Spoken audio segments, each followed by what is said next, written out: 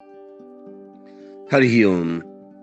मैं योगी वीरेंद्र गुप्ता बोल रहा हूँ और हम भगवद गीता के 6वें अध्याय आत्म संयम योग का 19वां और 20वां श्लोक आज करने का सोच रहे हैं।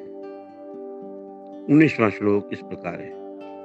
यथा दीपो निवातस्थो भंगते सोपमा स्मृता योगिनो यत चित्तस्य युञ्जतो योगमात्मनः।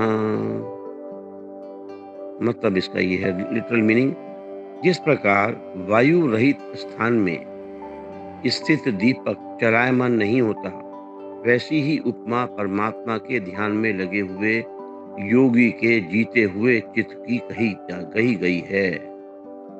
इसका अर्थ यह है, यथा दीपो निवातस्थो। तो भगवान ने यहाँ पे बोला है, इसका अर्थ समझने क्या है। देखिए, जैसे किसी कमरे में हवा नहीं चल रही है, हवा तो क्या सब जगह है, लेकिन उसमें लहर नहीं है, उसमें चल नहीं रही है। उस स्थान में जो दीपक यदि कोई रखा है तो उसकी लौ थोड़ी भी हिलती डुलती नहीं है, बिल्कुल वर्टिकल अप रहती है। ऐसे ही जो योग का अभ्यास करता है, देखिए योग का शब्द है, योग शब्द आया है युज से, संस्कृत वर्ड युज।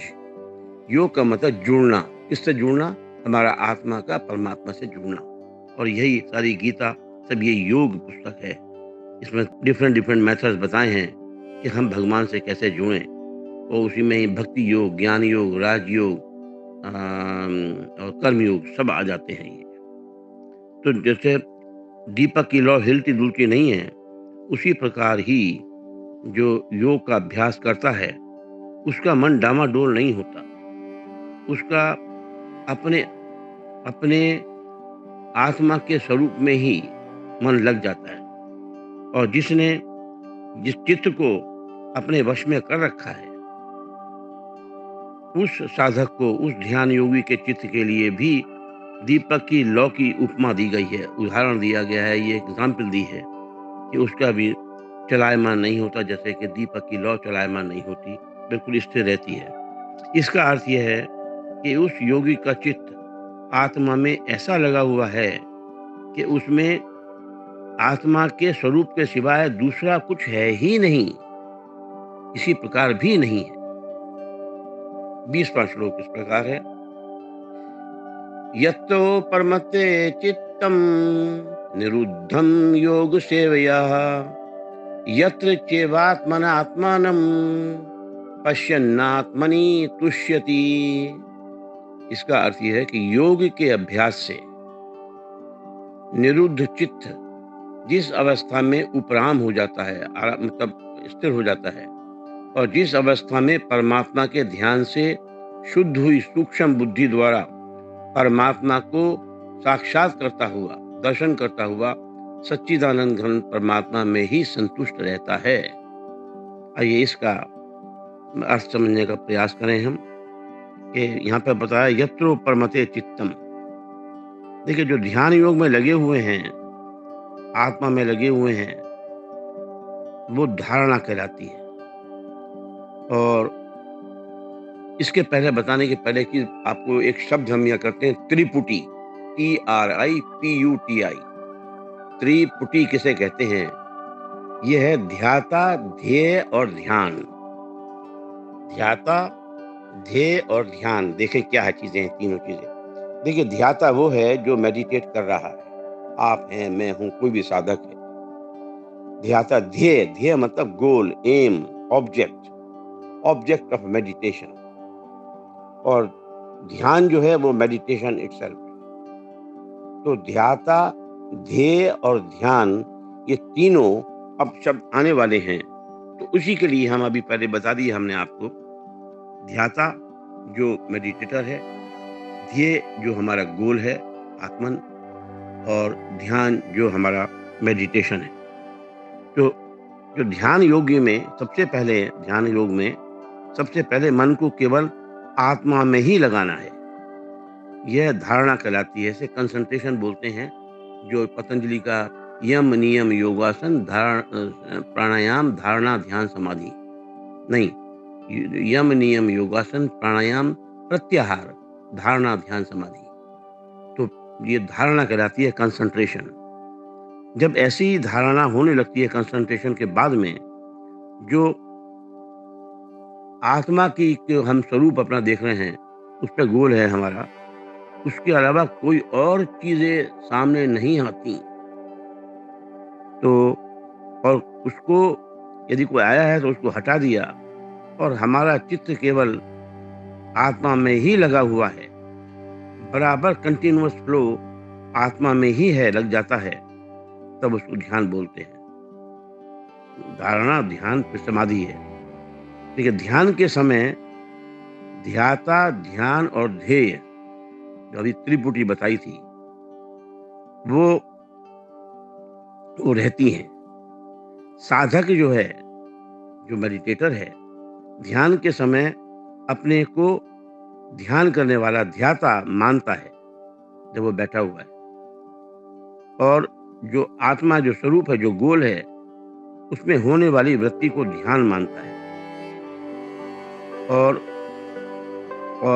जो क्रिया कर रहा है, जो साध्य रूप है, वो उसको ध्येय बोलते हैं, गोल है।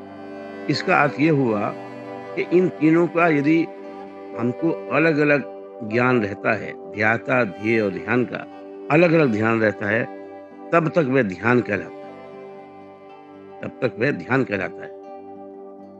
ध्यान में जो ध्येय की मुख्यता होती है, इम्पोर्टेंस ऑफ द आत्मन, जो ध्येय क्या, हमारा गोल, जो एम था, हमारा ऑब्जेक्ट ऑफ मेडिटेशन, वो आत्मन है, होने के कारण वो अपने में इतना ज़्यादा मशगूल हो जाता है, इतना ज़्यादा एब्ज़ॉर्ब हो जाता है कि वो अपने ध्यातापन को, कि मैं ध्यान कर रहा हूँ, भूल जाता है, और फिर ध्यान की वृत्ति भी भूल जाता है, और अंत में केवल ध्येय ही जागृत रहता है। ध्येय का मतलब जो आत्मन है। इसका मतलब ये, ध्याता, ध्येय, ध्यान में ध्याता और ध्येय ये गायब हो जाते हैं, आदमी भूल जाता है, साधक भूल जाता है, और ध्यान ही ये ध्येय ही बचता है, जो आत्मन है। इसको समाधि कहते हैं। ये देखिए, यहाँ पर फिर से हम एक बात बता दें कि ध्याता, ध्येय और ध्यान।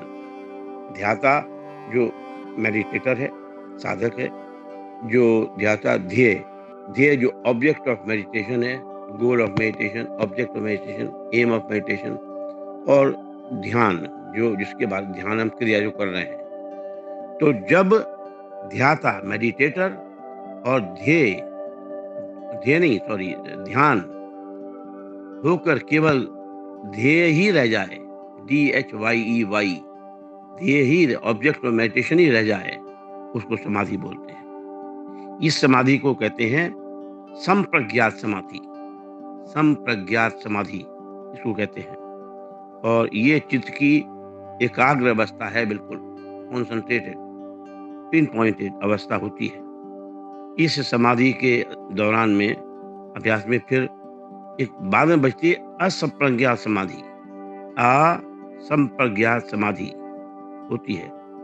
इन दोनों समाधियों में बस डिफरेंस यही है कि जब तक ध्येय, ध्यान और ध्येय, ध्येय का नाम और नाम नामी का संबंध, ये तीनों चीजें रहती हैं उसमें, तब तक संप्रज्ञात समाधि होती है। और इसको, चित्त को, इसके बोलते हैं कंसंट्रेशन ऑफ द चित्त, एकाग्र अवस्था बोलते हैं इसको। परंतु जब नाम की मेमोरी ना रहकर केवल ध्येय रह जाता है, केवल आत्मन रह जाती है, तब वह कहलाती है असंप्रज्ञात समाधि। असंप्रज्ञात समाधि, इसी को चित्त की निरुद्ध अवस्था भी बोलते हैं। तो संप्रज्ञात समाधि आज हमने बताया, और असंप्रज्ञात समाधि बताया। और देखिए, ध्यान योग में अपने स्वरूप को मन लगाने से, जब मन आत्मा आत्मा के साथ मिल गया है, तदाकार हो गया है, तब वह समाधि लगती है। उस समाधि से भी जब मन उपराम हो जाता है, तब योगी का चित्त से भी संबंध टूट जाता है और वह अपने आप में संतुष्ट हो जाता है। तब इतना आनंद आता है, इतना आनंद आता है, इतना आनंद आता है कि मैं उसको शब्दों में नहीं बता सकता। वो इनफाइनाइट ब्लिस है और ऐसा इनफाइनाइट ब्लिस जो आपके साथ हमेशा रहता है। वो अवस्था, वो अनुभव, वो एक्सपीरियंस जब आपको मिलेगा तो आप कहेंगे भाई मैंने पहले से क्यों नहीं शुरू किया ये। उसकी एक लौ भी, एक किरण भी आपको मिल गई तो आपको देखिएगा कि जीवन सार्थक हो गया। आज संप्रज्ञात समाधि में आज बस इतना ही। आपके अंदर जो परमपिता परमात्मा विराजमान है उनको मैं सादर प्रणाम करता हूँ। मेरा प्रणाम स्वीकार करें। हरि ओम।